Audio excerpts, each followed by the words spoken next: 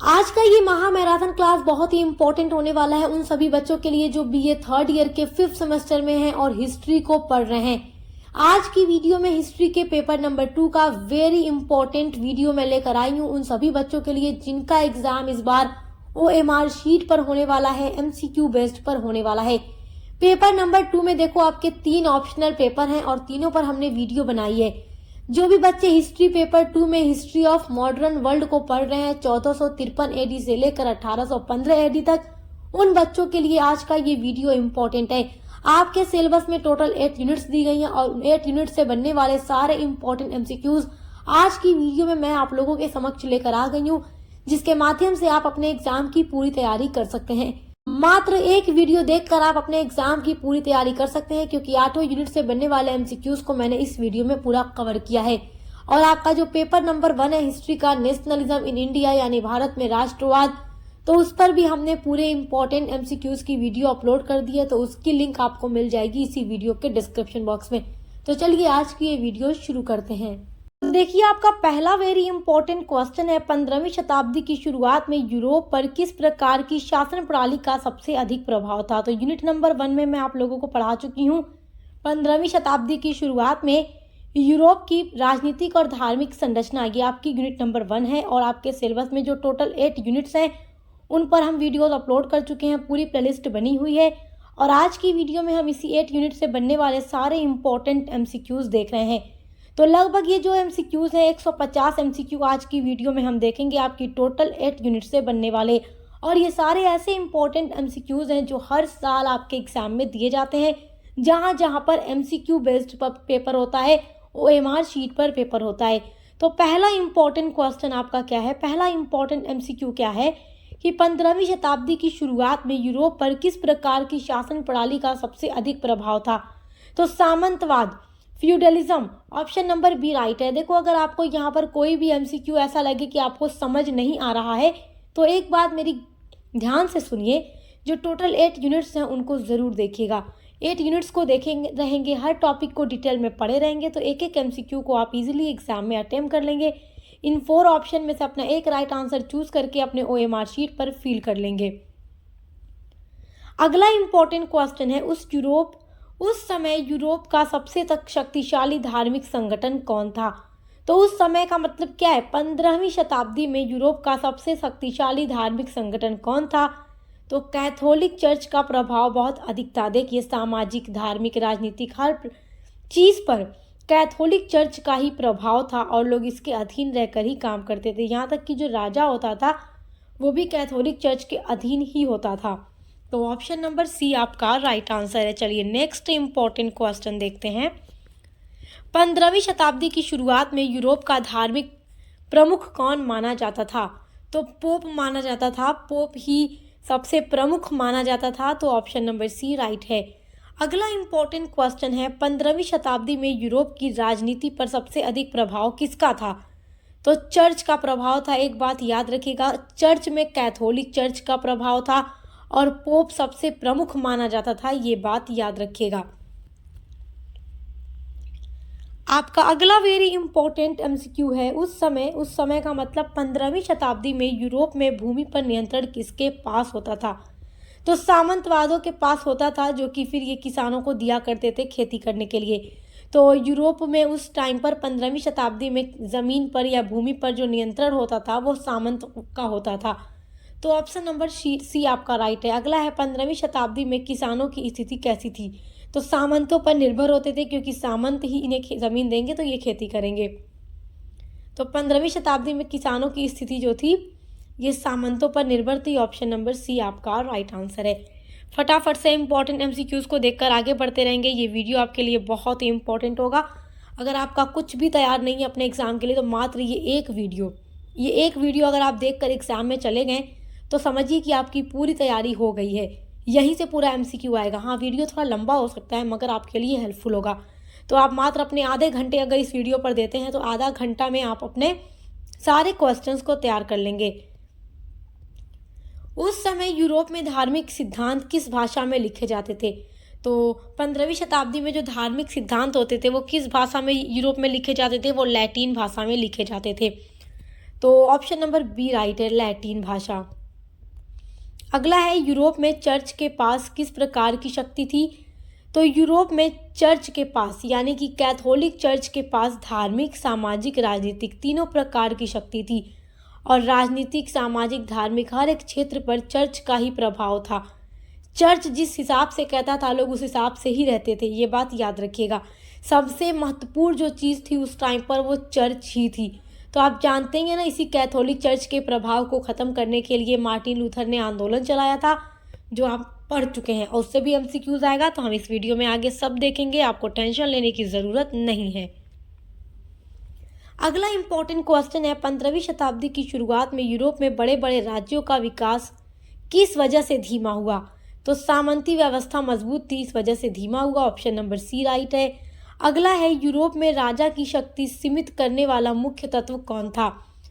तो राजा की शक्ति को जो सीमित करता था वो केवल चर्च था। 15वीं शताब्दी में राजा की शक्ति को भी सीमित करने वाला चर्च था, क्योंकि चर्च राजनीतिक क्षेत्र पर भी प्रभाव रखता था।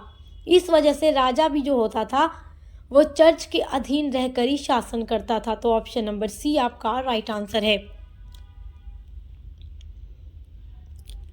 चलिए अगला इंपॉर्टेंट क्वेश्चन देखिए, सामंतवाद में सबसे ऊपर कौन होता था?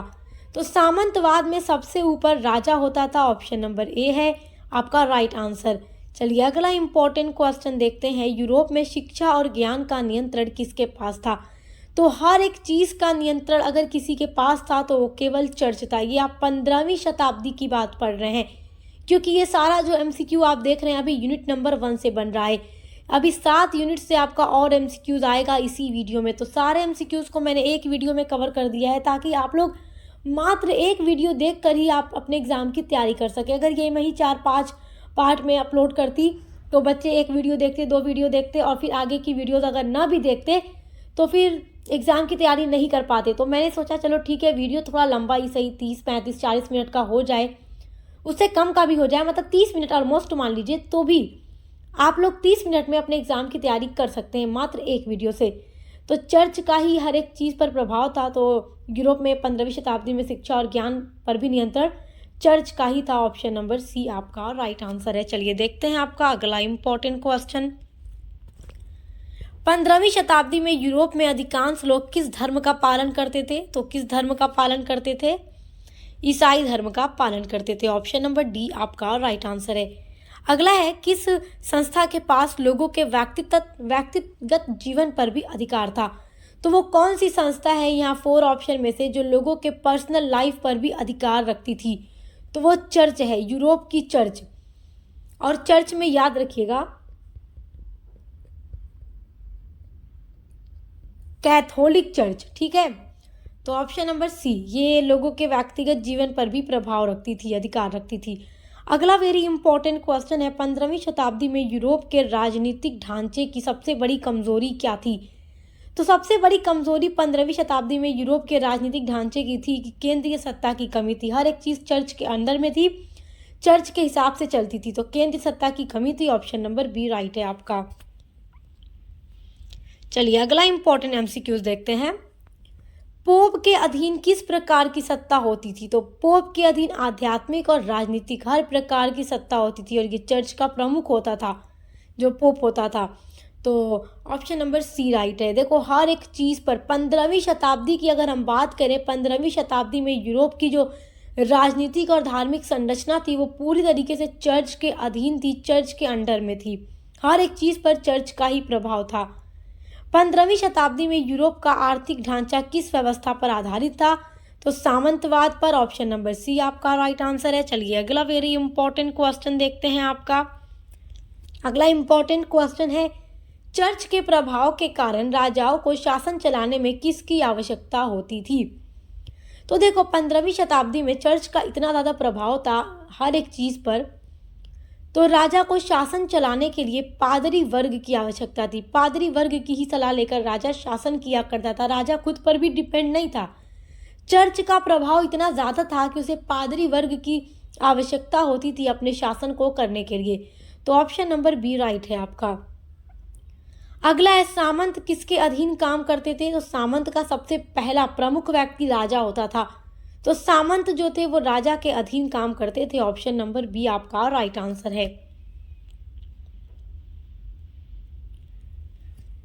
आपका अगला वेरी इंपॉर्टेंट क्वेश्चन है, चर्च किस आधार पर लोगों को नियंत्रित करता था? तो चर्च लोगों को शिक्षा व धर्म के आधार पर नियंत्रित करता था। ऑप्शन नंबर ए आपका राइट आंसर है। अगला वेरी इंपॉर्टेंट क्वेश्चन है, उस समय यूरोप में धार्मिक ग्रंथ किसके पास सुरक्षित थे? 15वीं शताब्दी में यूरोप में जो धार्मिक ग्रंथ होते थे, 15वीं शताब्दी में यूरोप में जो धार्मिक ग्रंथ होते थे वो किसके पास सुरक्षित होते थे? तो मठ के पास। ऑप्शन नंबर सी आपका राइट आंसर है। चलिए अगला वेरी इंपॉर्टेंट एमसीक्यू देखते हैं। 15वीं शताब्दी की शुरुआत में कौन सा क्षेत्र राजनीतिक रूप से अधिक खंडित था?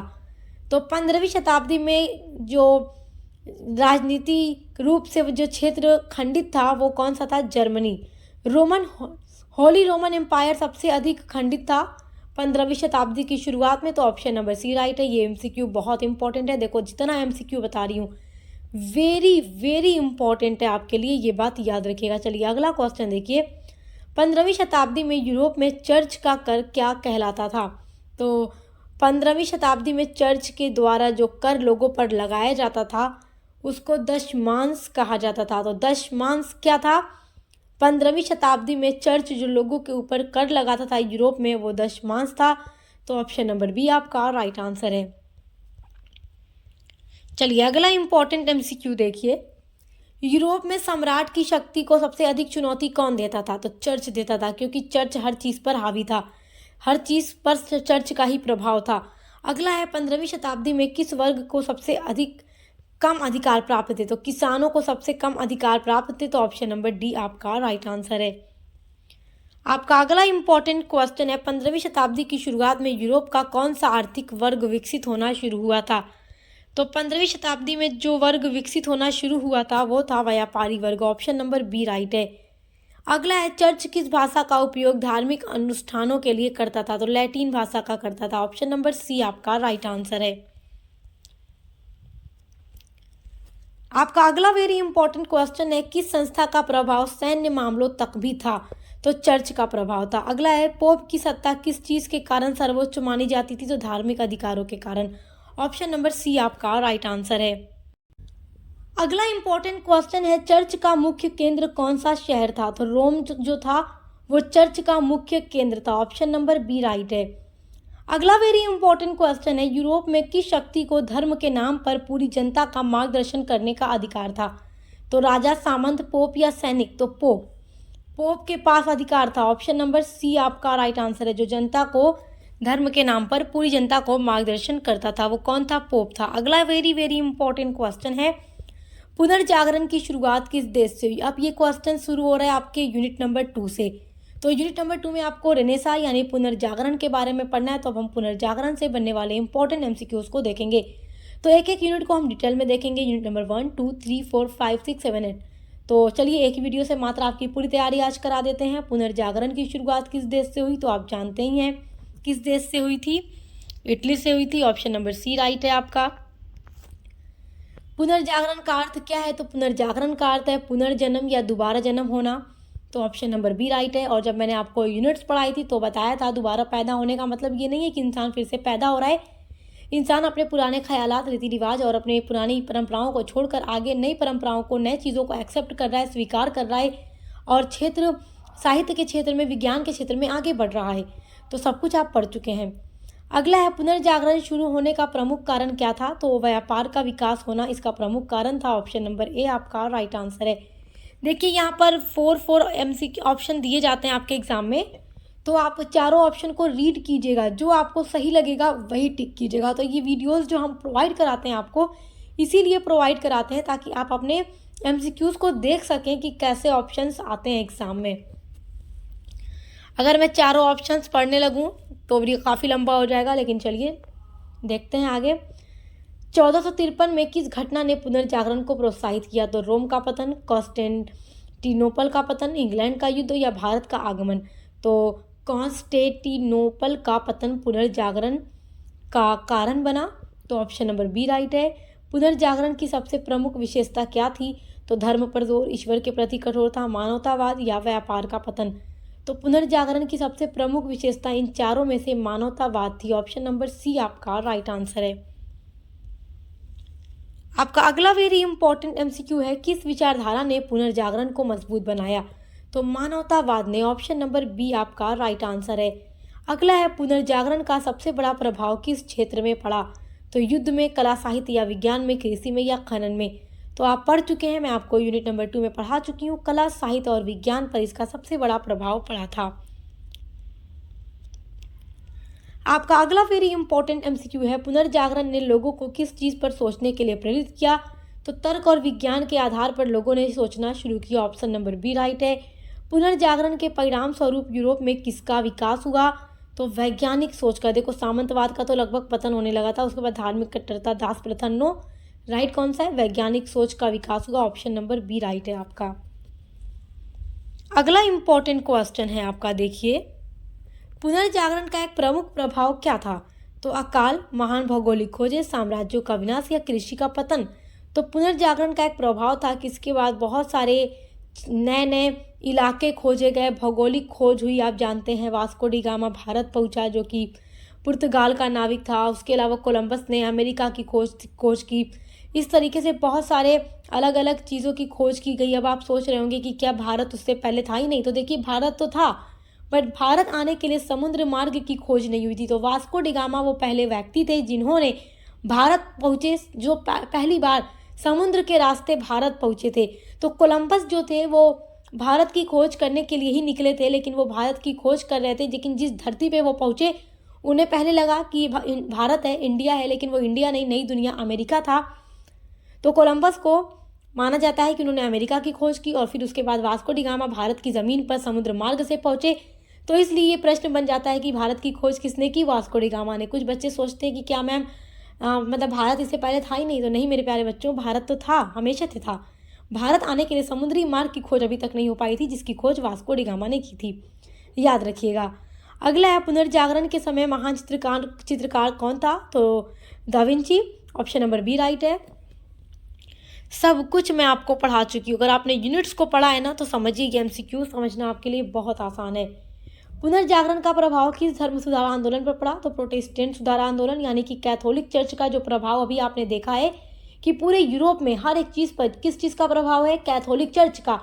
तो उसी के विरोध में मार्टिन लूथर ने एक आंदोलन चलाया, धर्म सुधार आंदोलन, जो पुनर्जागरण के बाद ही यूरोप में चलाया गया था, जिसकी शुरुआत जर्मनी से हुई थी। तो प्रोटेस्टेंट सुधार आंदोलन की शुरुआत हुई। अगला है, पुनर्जागरण के बाद यूरोप की राजनीतिक दिशा किस दिशा में बढ़ी? तो राष्ट्रीय राज्यों का विकास हुआ। ऑप्शन नंबर सी आपका राइट आंसर है।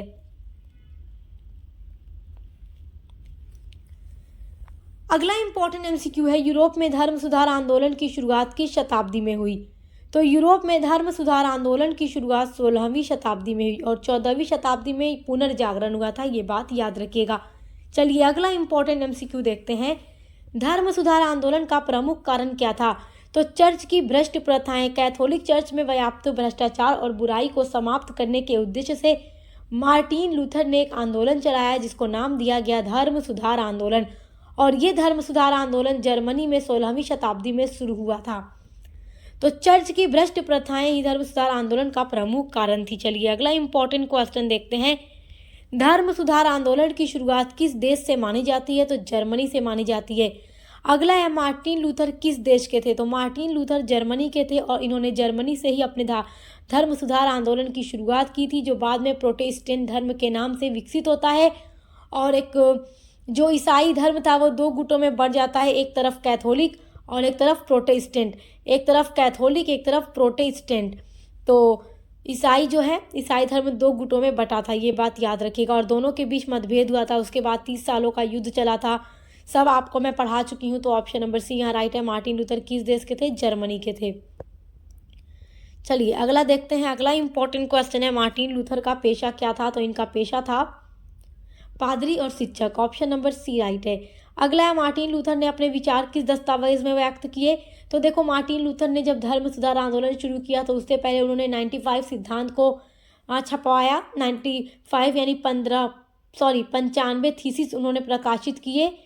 जो कि कैथोलिक चर्च का विरोध करती थी। तो ऑप्शन नंबर बी राइट है। अगला है मार्टिन लूथर ने 95 थीसिस कहाँ टांगी थी?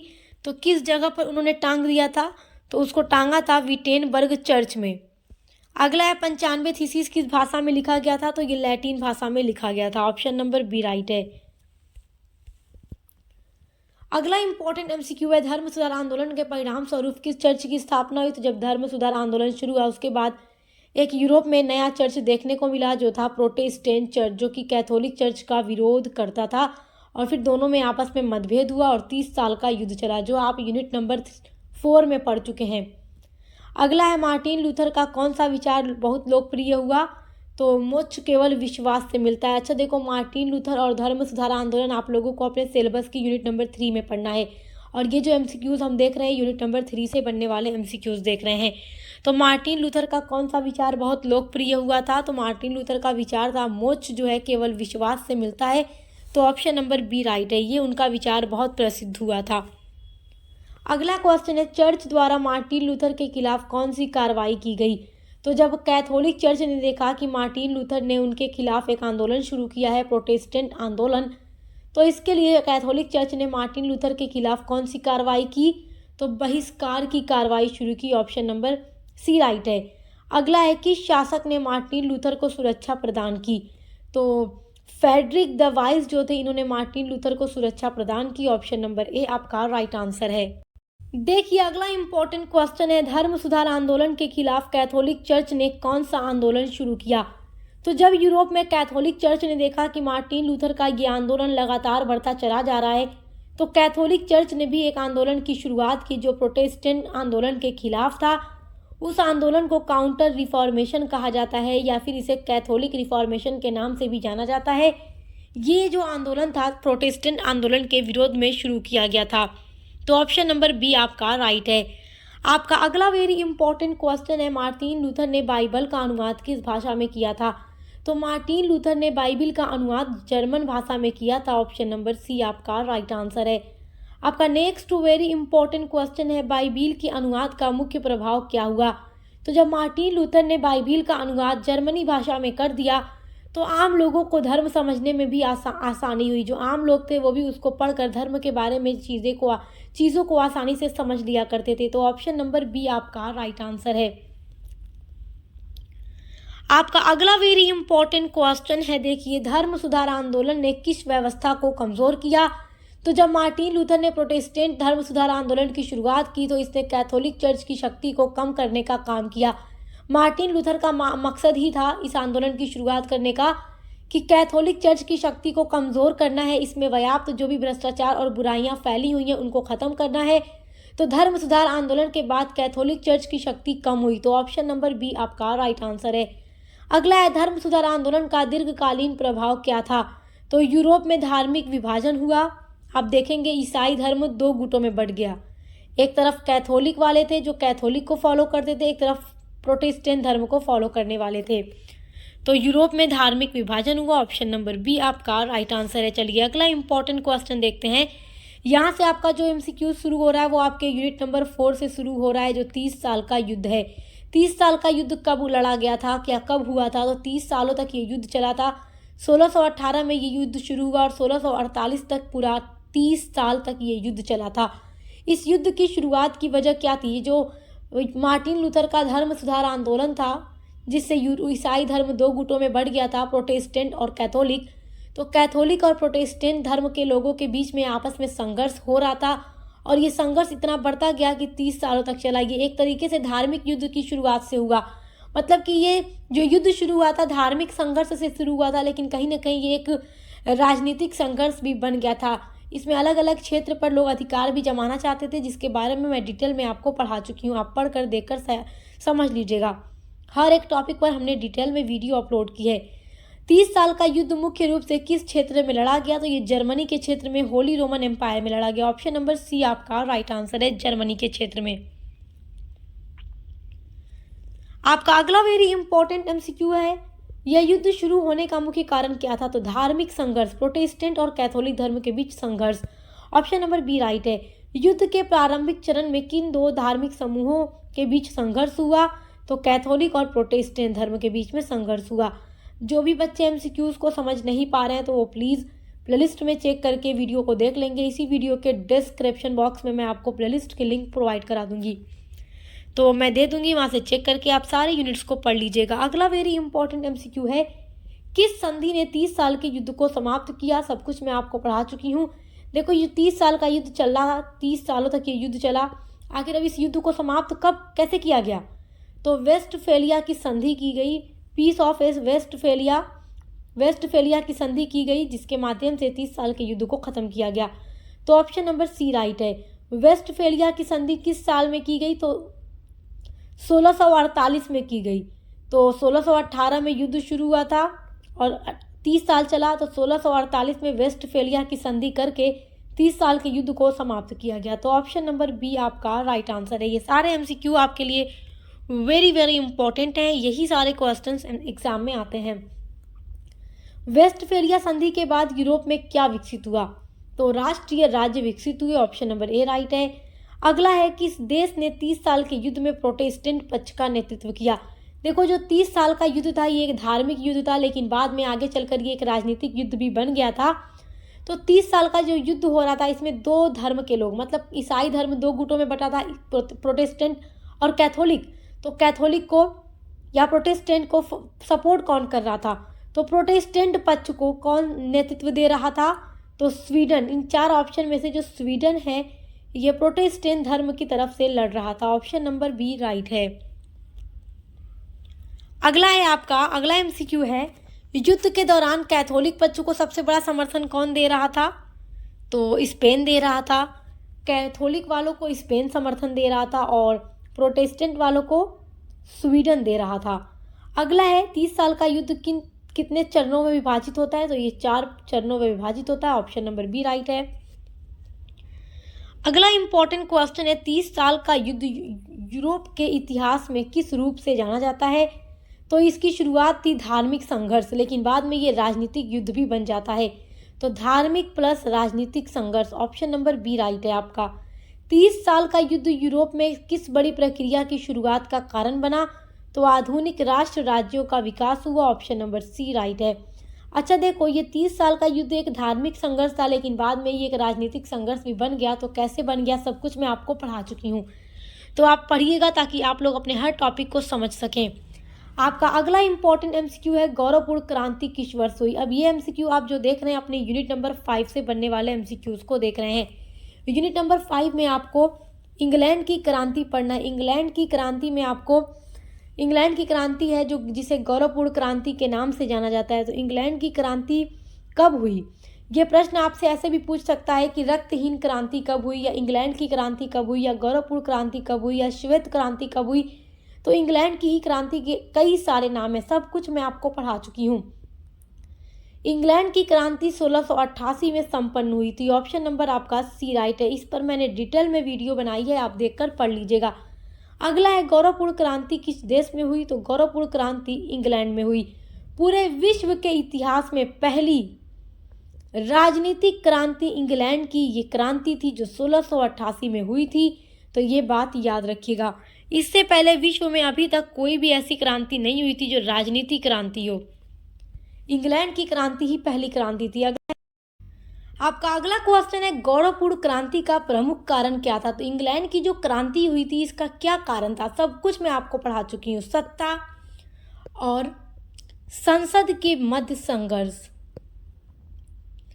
इंग्लैंड की संसद जो थी और इंग्लैंड की जो सत्ता यानी जो राजा थे, इनके बीच में संघर्ष हो गया था और यही संघर्ष जो था इंग्लैंड की क्रांति का कारण बना था। जो सत्ता यानी जो राजा थे वो निरंकुश होते चले जा रहे थे। तो राजा की निरंकुश नीति यानी राजा बस अपने हितों में सोच रहा था, अपनी स्वेच्छाधारी शासक था, इसे ये जनता के बारे में नहीं सोच रहा था। तो सब कुछ मैं आपको पढ़ा चुकी हूँ। और इंग्लैंड की क्रांति के कई सारे नाम है, ये बात याद रखिएगा। प्रश्न घुमा कर आ जाए तो बच्चे समझेंगे नहीं। देखो यहाँ लिख देती हूँ, श्वेत क्रांति, इंग्लैंड की श्वेत क्रांति, रक्तहीन क्रांति क्योंकि इसमें एक बूंद भी रक्त किसी का नहीं गिरा था। इंग्लैंड की श्वेत क्रांति, रक्तहीन क्रांति, शानदार क्रांति, इंग्लैंड की क्रांति या गौरवपूर्ण क्रांति, किसी भी नाम से प्रश्न बनेगा आपका, ये बात दिमाग में एकदम रख लीजिए। तो यहाँ पर सारी चीज़ें इसलिए बता रही हूँ ताकि सब कुछ आपका तैयार रहे। तो इंग्लैंड की गौरवपूर्ण क्रांति का प्रमुख कारण था राजा की निरंकुश नीति। ऑप्शन नंबर बी आपका राइट आंसर है। अगला इंपॉर्टेंट एमसीक्यू है, गौरवपूर्ण क्रांति किस राजा के खिलाफ हुई? तो जेम्स द्वितीय के खिलाफ। 1688 में इंग्लैंड की क्रांति हुई थी। तो उस समय जेम्स द्वितीय ही इंग्लैंड का शासक था और इसे अपना देश छोड़कर भागना पड़ा था। वैसे तो इसकी पृष्ठभूमि बहुत पहले से बन रही थी और आकर ये जेम्स द्वितीय के समय में क्रांति संपन्न होती है। आपका अगला इंपॉर्टेंट क्वेश्चन है, गौरवपूर्ण क्रांति को गौरवपूर्ण क्यों कहा जाता है? तो इसको इसलिए गौरवपूर्ण क्रांति कहा जाता है क्योंकि इसमें बिना रक्तपात के सत्ता परिवर्तन हो गया।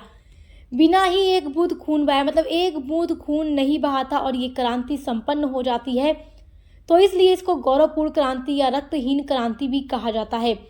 और जो राजा था वो अपना देश छोड़ के भाग जाता है और उसके बाद संसद की जीत होती है और सत्ता जो है पूरी तरीके से संसद में निहित हो जाती है और उसके बाद इंग्लैंड का राजा केवल नाम मात्र शासक रह जाता है। तो ये सारी चीज़ें आप पढ़ चुके हैं डिटेल में। अगला इंपॉर्टेंट क्वेश्चन है, क्रांति के बाद इंग्लैंड का शासक कौन बनता है? तो जेम्स द्वितीय की बेटी मैरी और उसका दामाद विलियम वहाँ के शासक बनते हैं और सत्ता में अच्छा खासा परिवर्तन आता है, बहुत अच्छा परिवर्तन आ जाता है।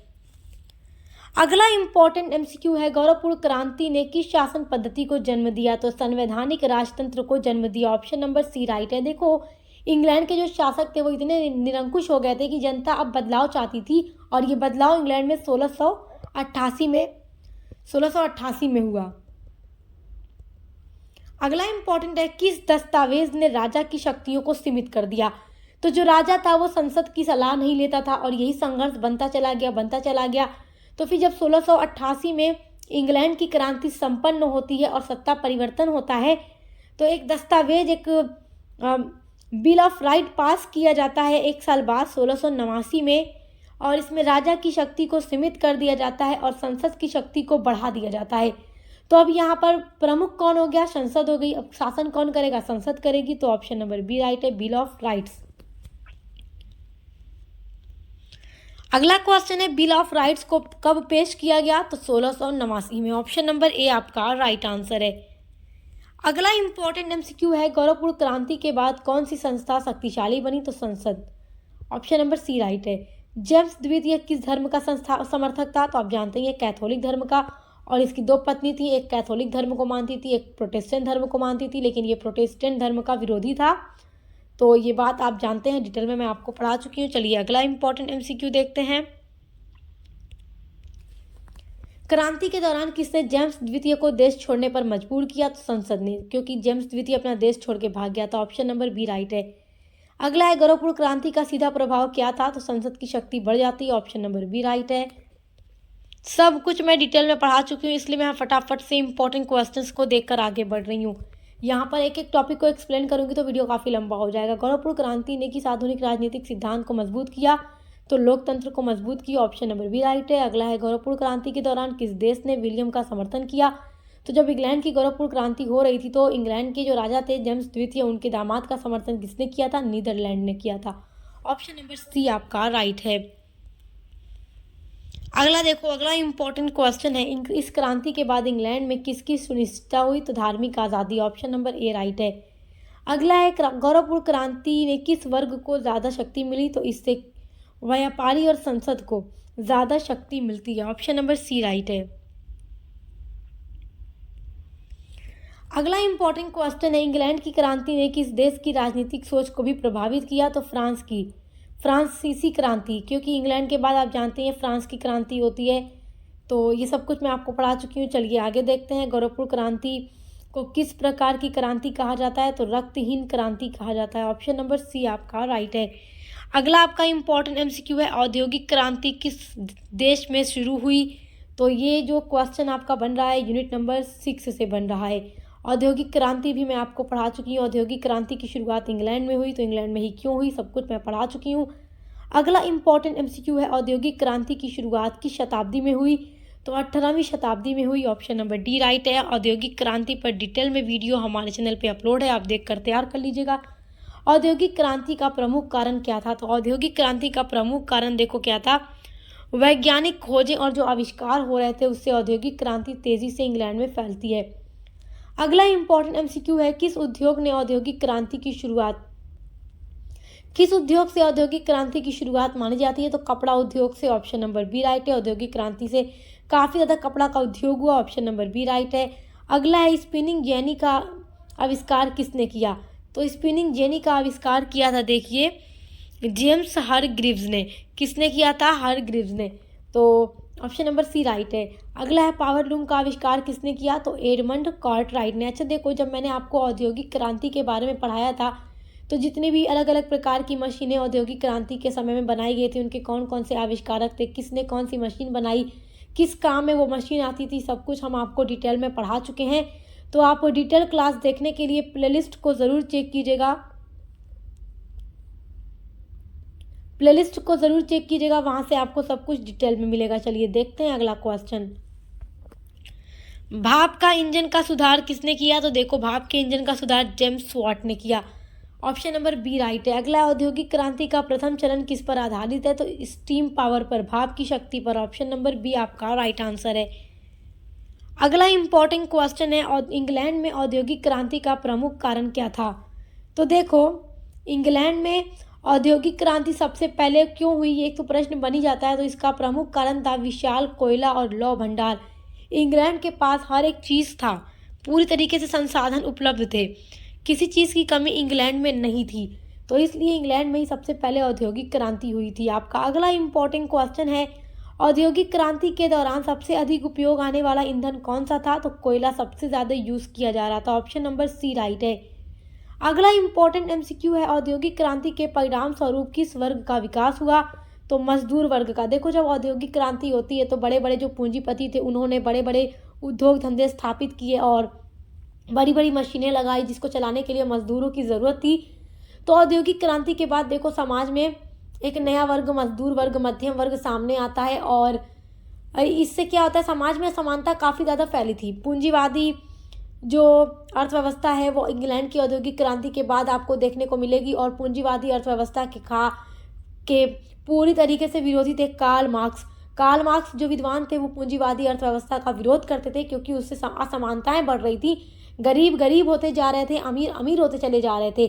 तो इसलिए कार्ल मार्क्स समाजवादी अर्थव्यवस्था का सपोर्ट करते हैं, जो कि समाजवादी जो अर्थव्यवस्था है ना, ये समाज के हर लोगों के हित को ध्यान में रखती है और सभी को बराबर नज़र से देखती है, सभी का विकास करना चाहती है। लेकिन पूंजीवादी में अमीर अमीर होंगे, गरीब गरीब होंगे। आपका अगला इंपॉर्टेंट क्वेश्चन है, किस देश ने औद्योगिक क्रांति को सबसे पहले अपनाया? तो इंग्लैंड में, क्योंकि इंग्लैंड में ही 18वीं शताब्दी में सबसे पहले औद्योगिक क्रांति हुई थी। तो ऑप्शन नंबर डी आपका राइट है। अगला इंपॉर्टेंट क्वेश्चन है, औद्योगिक क्रांति के कारण किस आंदोलन की शुरुआत हुई? तो औद्योगिक क्रांति के कारण मजदूर आंदोलन की शुरुआत हुई, क्योंकि देखो, मजदूर वर्ग सामने आता है, जिनके साथ शोषण हो रहा था, अन्याय हो रहा था, तो ये आंदोलन शुरू हुआ, मजदूर आंदोलन। ऑप्शन नंबर सी आपका राइट आंसर है। आपका अगला वेरी इंपॉर्टेंट क्वेश्चन है, औद्योगिक क्रांति के दौरान बच्चे का सबसे अधिक उपयोग किस रूप में हुआ? तो मजदूर के रूप में बच्चों को काफ़ी ज़्यादा काम कराया जाता था, बच्चे थक जाया करते थे मगर उनसे काम लिया जाता था। तो ऑप्शन नंबर आपका बी राइट है, मजदूर के रूप में। अगला क्वेश्चन है, औद्योगिक क्रांति का एक प्रमुख आर्थिक प्रभाव क्या है? तो उत्पादन में भारी वृद्धि हुई, क्योंकि जो काम अब तक हाथों से हो रहा था, औद्योगिक क्रांति के बाद उन सभी कामों का स्थान हाथों के बजाय मशीनों ने ले लिया और सब कुछ मशीनों के द्वारा बनाया जाने लगा। तो जहाँ एक वस्तु दिन भर में बनाता था एक इंसान, अब मशीनें एक बार में अधिक वस्तुएं बना रही थी। तो औद्योगिक क्रांति के बाद उत्पादन में काफ़ी वृद्धि हुई। तो ऑप्शन नंबर बी राइट है आपका। चलिए अगला इंपॉर्टेंट क्वेश्चन देखिए, औद्योगिक क्रांति का सबसे प्रमुख परिणाम क्या था? 4 ऑप्शन में देखो, विश्व व्यापार का विस्तार हुआ, शिक्षा का पतन हो ही नहीं सकता, तो ये तो गलत है। सामाजिक असमानता में कमी आई, नहीं, देखो औद्योगिक क्रांति से तो सामाजिक असमानता बढ़ी थी। राजा की शक्ति में वृद्धि हुई, तो अगर हम 4 ऑप्शन में से राइट ऑप्शन देखें तो विश्व व्यापार का विस्तार हुआ, ऑप्शन नंबर ए राइट है। अगला है, देखो अगला इंपॉर्टेंट क्वेश्चन है, अमेरिका की क्रांति कब शुरू हुई? तो इंग्लैंड की क्रांति है, या फिर इंग्लैंड की जो औद्योगिक क्रांति है, या फ्रांस की क्रांति है, जो अमेरिका की क्रांति है, सब कुछ हम आपको डिटेल में पढ़ा चुके हैं। अमेरिका की क्रांति हुई थी 1775 में, ऑप्शन नंबर बी आपका राइट आंसर है। अमेरिका की क्रांति का प्रमुख कारण क्या था? तो करों का भारी बोझ, देखो जिस तरीके से इंग्लैंड वाले जैसे कि ब्रिटेन हमारे भारत पर शासन कर रहा था, वैसे ही अमेरिका भी अंग्रेज़ों का गुलाम बना था। और अमेरिका तो बहुत पहले ही आज़ाद हो गया था। तो अमेरिका की क्रांति का मुख्य कारण क्या था? क्योंकि ब्रिटेन की जो सरकार थी, अंग्रेज़ जो थे वो बहुत ज़्यादा कर लगाया करते थे, और करों का भारी बोझ ही अमेरिका की क्रांति का प्रमुख कारण बनता है। ऑप्शन नंबर बी राइट है। तो अमेरिका की जनता ने एक नारा दिया, नारा क्या था? देखो अगला क्वेश्चन है, नो टैक्सेशन विदाउट रिप्रेजेंटेशन किस क्रांति का नारा था? तो ये अमेरिका की क्रांति का नारा था। जब अमेरिका के लोगों पर काफ़ी ज़्यादा कर बढ़ा दिया गया ब्रिटेन के द्वारा, तो ब्रिटेन संसद के द्वारा, तो अमेरिका के लोगों ने नारा दिया कि प्रतिनिधित्व नहीं तो कर नहीं। मतलब कि अगर ब्रिटेन के संसद में हमारा कोई प्रतिनिधि नहीं बैठता तो हम कर भी नहीं देंगे। नो टैक्सेशन विदाउट रिप्रेजेंटेशन, तो ये ये अमेरिका की क्रांति से संबंधित है। तो ऑप्शन नंबर सी आपका राइट है। चलिए अगला इंपॉर्टेंट एमसीक्यू देखते हैं, किस देश के खिलाफ अमेरिकी उपनिवेशों ने संघर्ष किया? तो ब्रिटेन के खिलाफ किया। ऑप्शन नंबर सी राइट है। अमेरिका की क्रांति का नेतृत्व किसने किया? तो मैं आपको पढ़ा चुकी हूँ, जॉर्ज वॉशिंगटन ने किया। ऑप्शन नंबर बी राइट है। चलिए नेक्स्ट वेरी इंपॉर्टेंट क्वेश्चन देखते हैं।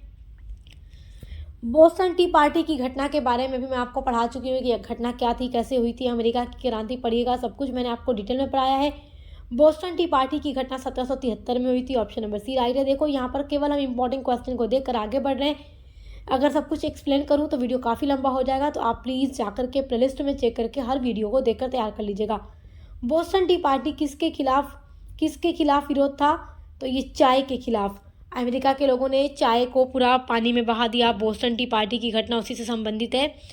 तो अगला है, अमेरिकी स्वतंत्रता घोषणा पत्र कब जारी किया गया? तो 1776 में। ऑप्शन नंबर बी राइट है। अगला है, स्वतंत्रता घोषणा पत्र के प्रमुख लेखक कौन थे? तो Thomas Jefferson. Option number C right है। अगला इंपॉर्टेंट एमसीक्यू है, अमेरिकी क्रांति के अंत में कौन सी संधि हुई? तो पेरिस की संधि हुई 1783 में। ऑप्शन नंबर ए राइट है। अगला है, अमेरिका की क्रांति का एक प्रमुख परिणाम क्या था? तो दुनिया का पहला आधुनिक गणतंत्र। ऑप्शन नंबर बी राइट है आपका। अगला इंपॉर्टेंट क्वेश्चन है, अमेरिकी क्रांति ने विश्व को क्या संदेश दिया? तो देखो जब अमेरिका आज़ाद हो जाता है तो अमेरिका की क्रांति ने विश्व को क्या संदेश दिया? तो विश्व को अमेरिका की क्रांति ने यही संदेश दिया कि जनता का शासन संभव है। ऑप्शन नंबर सी राइट है। अगला है, फ्रांसीसी क्रांति किस वर्ष शुरू हुई? तो 1789 में। बास्टील का जब किला उसका पतन हुआ वहाँ से ये शुरू होता है।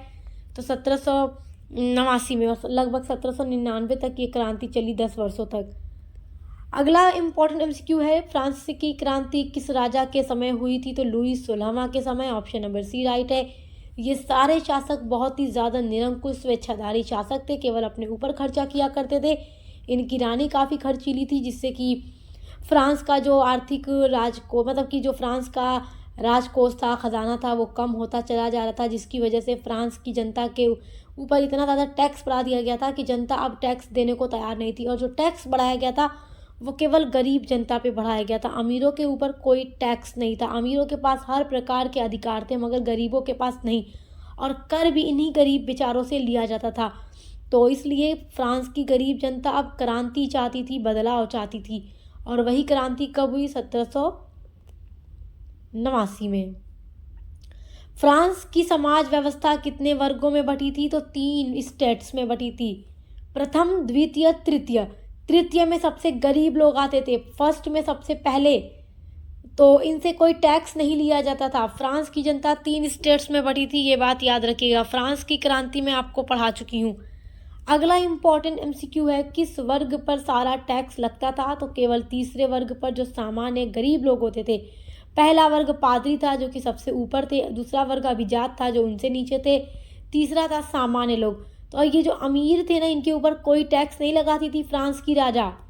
फ्रांस के जो शासक थे वो टैक्स भी लगाते थे, तो केवल गरीब लोगों पे, जो नॉर्मल लोग हैं, मिडिल क्लास, जिनके पास खाने को नहीं है, वो टैक्स कहाँ से देंगे? तो इनके ऊपर टैक्स लगता था। और ये अमीर लोग ना इनका इतना शोषण करते थे गरीबों का कि चलो टैक्स दो। एक तो इन अमीरों पे टैक्स भी नहीं है, ऊपर से गरीबों के ऊपर शोषण कर कर के टैक्स निकलवाते थे। तो गरीब की जनता हाय हाय करती थी, रोटी के लिए सरकार मतलब राजा से सरकार से रोटी मांगती थी, लेकिन इनका कुछ कोई सुनने वाला नहीं था, तो इसलिए क्रांति चाहती थी और फिर फ्रांस की क्रांति होती है। फ्रांसीसी क्रांति की शुरुआत किस घटना से मानी जाती है? तो बैस्टील का पतन, जब फ्रांस की जनता बैस्टील के किले में घुसती है। बैस्टील का जो किला था एक प्रकार का ऐसा किला था जिसमें मतलब कि मजलूम लोगों को कैद करके रखा जाता था जिनका कोई गुनाह नहीं होता था। फ्रांस की राजा की निरंकुशता का प्रतीक था बैस्टील का किला। तो फ्रांस की जनता इसमें धावा बोलती है, जितने भी कैदी उसमें बंद थे सबको छुड़ाती है और बैस्टील के पतन से ही फ्रांस की क्रांति की शुरुआत मानी जाती है। तो ऑप्शन नंबर बी आपका राइट है। अगला इंपॉर्टेंट क्वेश्चन है, मैन राइट्स ऑफ डिक्लेरेशन किस क्रांति से जुड़ा है? तो ये फ्रांस की क्रांति से जुड़ा है। ऑप्शन नंबर सी आपका राइट आंसर है। आपका अगला इंपॉर्टेंट क्वेश्चन है, टेनिस कोर्ट की शपथ किस वर्ष हुई थी? तो ये 1789 में हुई थी। सब कुछ मैं आपको पढ़ा चुकी हूँ कि ये टेनिस कोर्ट की शपथ है क्या, तो आप पढ़ लीजिएगा। फ्रांसीसी क्रांति का प्रमुख कारण कौन था? हर एक क्रांति पर डिटेल में वीडियो अपलोड है। आपकी सिलेबस की टोटल 8 यूनिट्स हैं, सभी पर डिटेल में वीडियो अपलोड है। अभी हम यूनिट नंबर 7 से बनने वाले MCQs को देख रहे हैं, जिसमें आपको फ्रांस की क्रांति पढ़ना है। तो फ्रांस की क्रांति का प्रमुख कारण था कृषि संकट, राजाओं की निरंकुशता, रोटी की कीमतें, रोटी इतनी महंगी थी। तो उपरयुक्त सभी ऑप्शन नंबर डी आपका राइट आंसर है। अगला इंपॉर्टेंट क्वेश्चन है, फ्रांसीसी क्रांति का नारा क्या था? तो लिबर्टी इक्वालिटी एंड फ्रेटर्निटी। तो ऑप्शन नंबर सी राइट है। अगला है, फ्रांस की क्रांति के समय फ्रांस का वित्त मंत्री कौन था? तो नेकर। ऑप्शन नंबर ए आपका राइट आंसर है। अगला इंपॉर्टेंट क्वेश्चन है, नेशनल असेंबली का स्थापना किसने की? तो जो फ्रांस का तीसरा वर्ग था, थर्ड स्टेट जो था, उसने नेशनल असेंबली की स्थापना की। ऑप्शन नंबर सी राइट है। आपका अगला इंपॉर्टेंट क्वेश्चन है, फ्रांसीसी क्रांति के बाद किस नेता का उदय हुआ? तो नेपोलियन बोनापार्ट का उदय हुआ। ऑप्शन नंबर सी राइट है आपका। चलिए आपका अगला इंपॉर्टेंट क्वेश्चन देखते हैं, फ्रांसीसी क्रांति का प्रमुख प्रभाव क्या था? तो फ्रांस की क्रांति हुई तो इसका प्रभाव था लोकतंत्र का विकास हुआ, सामंतवाद का अंत हुआ, मानव अधिकारों का विकास हुआ। उपयुक्त तो सभी ऑप्शन नंबर डी राइट है। आप जो MCQ है वो यूनिट नंबर 8 से देखो। नेपोलियन बोनापार्ट का जन्म कहाँ हुआ? तो कोर्सिका द्वीप में हुआ। नेपोलियन बोनापार्ट के ऊपर भी डिटेल में वीडियो हमारे चैनल पे अपलोड है, आप देखकर तैयार कर लीजिएगा। नेपोलियन किस देश का शासक था? तो फ्रांस का। ऑप्शन नंबर बी राइट है। नेपोलियन ने खुद को किस पद पर घोषित किया? तो फ्रांस के सम्राट के पद पर। ऑप्शन नंबर सी राइट है। अगला इंपॉर्टेंट MCQ है, वाटरलू का युद्ध किस वर्ष हुआ? 1815 में। और एक क्वेश्चन ये भी बन जाता है कि किस युद्ध में नेपोलियन बोनापार्ट को पूरी तरीके से हार मिली? तो वाटरलू के युद्ध में 1815 में। नेपोलियन को किस द्वीप पर भेजा गया? तो सेंट हेलेना द्वीप पर इनको निर्वासित किया गया। ऑप्शन नंबर सी राइट है। तो आज की वीडियो में लगभग मैंने 150 MCQs आप लोगों को बताए हैं, जो आप अच्छे से तैयार कर लीजिएगा। वेरी वेरी इंपॉर्टेंट MCQ है, ये मोस्ट इम्पॉर्टेंट है आपके एग्जाम के लिए, ऑल यूनिवर्सिटी के लिए, जहाँ जहाँ OMR शीट पर पेपर होने वाला है। तो आपके लिए ये वीडियो बहुत इंपॉर्टेंट होगी। मात्र एक वीडियो से आप अपनी पूरी तैयारी कर लीजिएगा। और आपके जो हिस्ट्री पेपर 1 है, नेशनलिज्म इन इंडिया, उसके भी MCQs पर हमने डिटेल में वीडियो बनाई है, जिसमें टोटल 8 यूनिट्स के सारे MCQs को हमने कवर किया है। तो मात्र एक वो वीडियो भी आपके एग्जाम के लिए काफ़ी होगी। तो पेपर 1 पेपर 2 दोनों के लिए चैनल पर विजिट कीजिए, देखकर अच्छे से तैयारी कीजिए। बेस्ट ऑफ लक, मिलते हैं।